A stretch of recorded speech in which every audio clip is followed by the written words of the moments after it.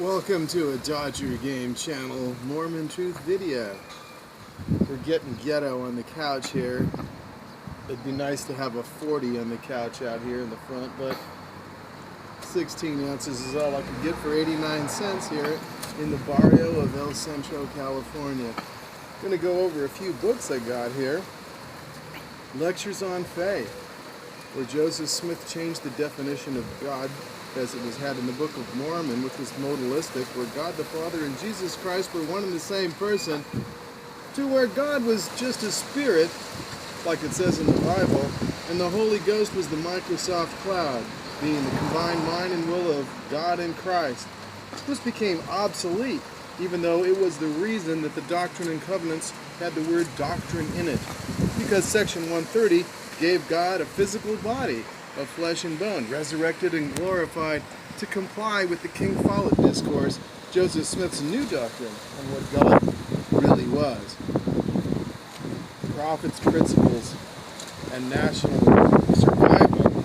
It's a great book, filled with things that you don't see on LDS.org, such as Joseph Smith teaching us, contrary to the race and priesthood Gospel Topics essay, which blames everything on Brigham regarding excluding Negroes from temples, while avoiding the doctrine taught plainly in Abraham chapter 1 that they were cursed, and showing us that they did mean Negroes when they used to cross-reference that to Moses chapter 7, how they got turned black after killing the people of Shem.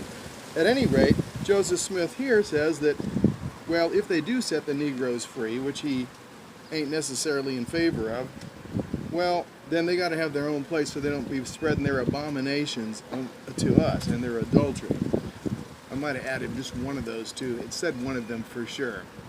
Yes, give the Negroes their own country or their own territory so they don't mix with the white folk and spread their abominations, because these abominations were had from Cain, as we find in Moses chapter 5 of the Joseph Smith translation of the Bible.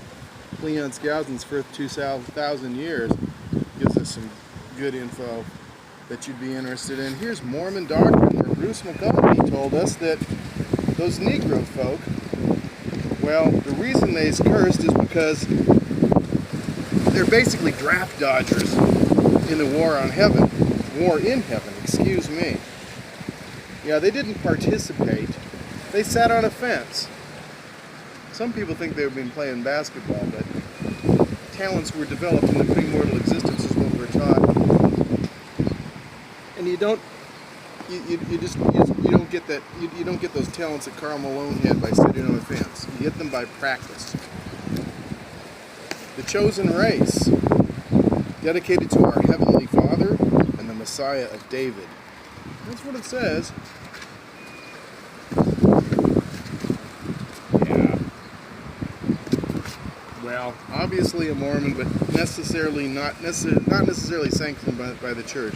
You want to show some of these other beauties we got here? The Book of Mormon, El Libro de Mormon, and some priesthood manuals teaching us all about the truths of the gospel, the restored gospel of Jesus Christ.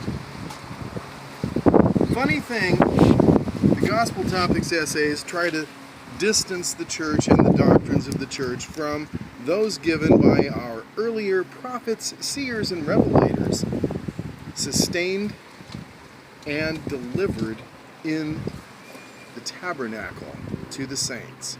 But those were just opinions of our imperfect leaders, even though Joseph Smith quoted or said Jesus was basically speaking through him when he said that the Book of Mormon was essentially perfectly translated. Why did they translate it and then have thousands of corrections? Why do we find things like, let's say, what changed when Spencer W. Kimball got tired of telling us that the Lamanites, or the American Indian children, confiscated from their homes and coerced to be in the Indian placement program so they could live with good white Mormons in Utah, actually were turning 3 shades whiter while in the program, while their relatives weren't on the reservation. It just didn't look good anymore, so he changed the Book of Mormon in about 1981 to say, well, instead of the big promise that they're going to get turned white after the Book of Mormon comes forth, and become white and delightsome. They're just going to become pure and delightsome. That took the pressure off of Spencer Kimball, who'd been head of that program, and it just didn't look good when really, nobody was turning white after all. The Book of Mormon specifically states that the Nephites would have the land given unto themselves, or preserved for an inheritance unto themselves. And it would be preserved and protected from the knowledge of other nations, so that other nations wouldn't overrun the Americas. But now we hear in the Gospel Topics essays, which are approved by the First Presidency of the Church and the Quorum of the 12, that the Book of Mormon never even states anything like that the seed of Lehi were the primary people in the land. Though Jeffrey Holland talks about what's in Ether chapter 8, which tells us that after the land was washed clean by the flood of Noah and the waters receded, that it became a chosen land, and only the people God brought here would be here.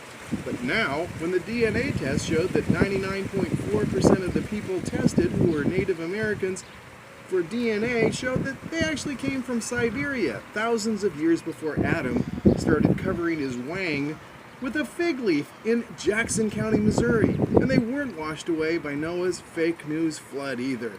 But that's how they explain the fact that they can't find any Hebrew DNA over here. They disappeared into a pre-existing population that the Book of Mormon says wasn't here, and that the Joseph Smith translation of the Bible assures us was washed away in the flood.